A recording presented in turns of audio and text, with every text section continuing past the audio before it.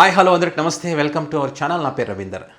చంద్రబాబు నాయుడు గారు తీసుకున్నటువంటి కొన్ని నిర్ణయాలు కానీ, ఆ నిర్ణయాలకు అనుగుణంగా వాళ్ళకు అనుకూలంగా ఉండేటువంటి ఎల్లో మీడియా అంటారు కదా, ఆ పత్రికలు రాసేటువంటి వార్తలు కానీ ఒక్కసారి చూస్తే నవ్వొస్తుంది.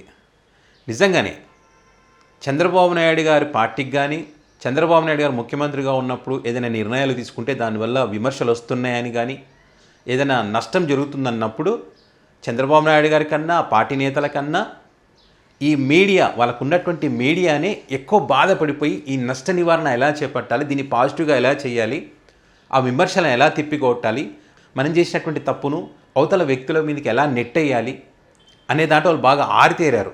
దాన్ని కవర్ చేయడంలో వాళ్ళు దిట్ట.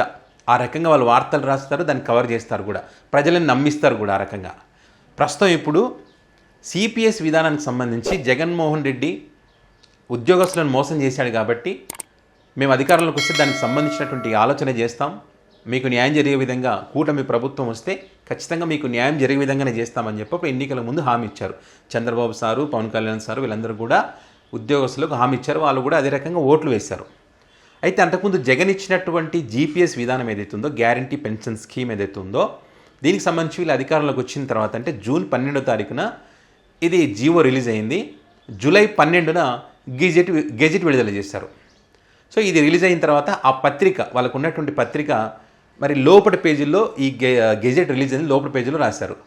నిజంగానే అది ఏం రాశారంటే, జగన్మోహన్ రెడ్డి అధికారంలో ఉన్నప్పుడు చేసినటువంటి తప్పిదం వల్ల ఇది అమలు చేసినటువంటి పరిస్థితి ఉందన్న రీతిలో వాళ్ళు లోపల పేజీలో రాశారు. నిజంగానే జగన్మోహన్ రెడ్డి ఇచ్చినటువంటి జీవో కానీ, దాన్ని తీసుకున్న నిర్ణయం వల్ల ఏదైనా నష్టం వస్తుందంటే వాళ్ళు ఫ్రంట్ పేజీలో రాస్తారు. వాళ్ళు ఇప్పుడు అనేక జీవోలకు సంబంధించి, అనేక అంశాలకు సంబంధించి ఫ్రంట్ పేజీలో వస్తూ ఉన్నాయి. దానికి సంబంధించిన శ్వేతపత్రాలు అని చెప్పి చంద్రబాబు నాయుడు గారు ఒక టీచర్ లాగా బెత్తం పట్టుకునేది స్క్రీన్ మీద చూపిస్తా రోజు అదే పనిలో ఉన్నారు. దాని ఫ్రంట్ పేజీలో వస్తూ ఉన్నాయి. సో దీనికి సంబంధించి మాత్రం లోపల పేజీలో ఇచ్చారు. ఎందుకంటే ఈ జీపీఎస్ విధానం అమలు చేయడం తప్పితే వేరే ఆప్షన్ లేదు. గెజెట్ రిలీజ్ అయిన తర్వాత ఈ ఉద్యోగస్తులు కానీ, ఈ పార్టీకి సంబంధించి కొంతమంది కానీ పెద్ద ఎత్తున విమర్శలు రావడంతో, పెద్ద ఎత్తున ట్రోలింగ్స్ జరగడంతో మరి సిపిఎస్, జీపీఎస్ వెన్నుపోటు, చంద్రబాబు మరొక వెన్నుపోటు ఉద్యోగులకు అని చెప్పి నెల తిరగకుండానే రోడ్డెక్కిన పరిస్థితి వచ్చిందని చెప్పి పెద్ద ఎత్తున విమర్శలు వచ్చాయి. ఈ 16, 17 తారీఖుల్లో వాళ్ళు ఒక ధర్నా కూడా చేయాలని చెప్పి ఒక నిర్ణయం కూడా తీసుకున్నటువంటి క్రమంలో చంద్రబాబు నాయుడు వీటికి సంబంధించి అదేవిధంగా వాటి యొక్క పత్రికలు వీటిని కవర్ చేసేటువంటి కార్యక్రమం చేస్తే, మళ్ళీ వాళ్ళ పత్రికలో ఏం రాస్తాయంటే ఈరోజు ఈ నిర్ణయానికి సంబంధించి చంద్రబాబు నాయుడుకి ఎలాంటి సంబంధం లేదంట.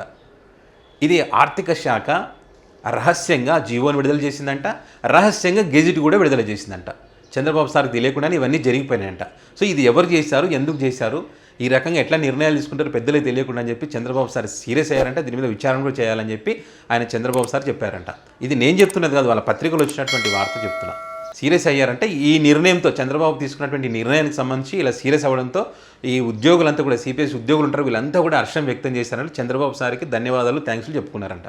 కామెడీగా లేదు ఇది. ఒక ముఖ్యమంత్రి అయి ఉండి మీరు జూలై 12న జీవో రిలీజ్ అయితే మీరు ఎన్నోసార్లు క్యాబినెట్ సమావేశం పెట్టుకున్నారు, అధికారులతో మాట్లాడారు. ఈ ఆర్థిక శాఖలో ఏం జరుగుతుందో కూడా మీకు తెలియకుండానే ఉంటుందా? ఒక ముఖ్యమంత్రిగా ఉన్నారు మీరు. ఈ నెల రోజులైంది జీవో విడుదలైంది అన్నప్పుడు మరి ఆ నెల రోజుల కాలంలో ఎప్పుడు మీకు తెలియదా? మరి గెజిట్ రిలీజ్ అయిన సంగతి కూడా మీకు తెలియకుండానే జరిగింది ఇదంతా. అంటే మీరు వాటి మీద దృష్టి పెట్టట్లేదంటే మీ పనితీరు సరిగా లేదనుకోవాలా, మీకు తెలియకుండానే వాళ్ళు పనులు చేస్తారనుకోవాలా, ఏ రకంగా అనుకోవాల్సి వస్తుంది? సో పక్క పవన్ కళ్యాణ్ గారేమో ఆర్థిక శాఖకు సంబంధించిన విషయాలు నాకేం తెలియదు, చంద్రబాబు గారైతే అందులో బాగా అనుభవజ్ఞులు, వాళ్ళే చేస్తారని చెప్పి పవన్ సార్ చెప్తా ఉన్నారు. సో ఈ రకంగా మీరు ఆర్థిక శాఖకు సంబంధించి మీకు తెలియకుండానే జరిగిందంటే ప్రజలు నమ్మాలా? అంటే మీ ప్లాన్ అంతా కూడా ఏంటంటే, ఇది రిలీజ్ అయిన తర్వాత ఎవరు ఏమనకుండా ఉంటే కనుక దీన్ని కంటిన్యూ చేద్దాం, లేదా విమర్శలు వస్తే ఈ రకంగా జగన్ ఎత్తినేద్దామనే ఒక ఆలోచనతోనే ఇదంతా చేశారనేటువంటి అభిప్రాయాలు అయితే ఇప్పుడు ఉన్నాయి. సో మీరు ఏమనుకున్నారు, మీరు ఏం చేయాలనుకున్నది క్లారిటీగా చెప్పండి. జగన్మోహన్ రెడ్డి సిపిఎస్ని చెప్పాను కానీ చేయలేకపోయాను, జీపీఎస్ విధానాన్ని తీసుకొస్తానని చాలా క్లియర్గా చెప్పారు. దాన్ని అమలు చేసేటువంటి ప్రాసెస్ అంతా మొదలుపెట్టారు ఆయన. అప్పుడు మీరేం చేస్తారో చెప్పండి. అంతేగాని ఇట్లా ఈ రకంగా టైంపాస్ చేస్తూ టెస్ట్ చేస్తాం, ఏమంటారో చూద్దాం వాళ్ళని చెప్పి ఈ రకంగా చేసి ఒకరి మీద నిందలేయడం కరెక్ట్ కాదు.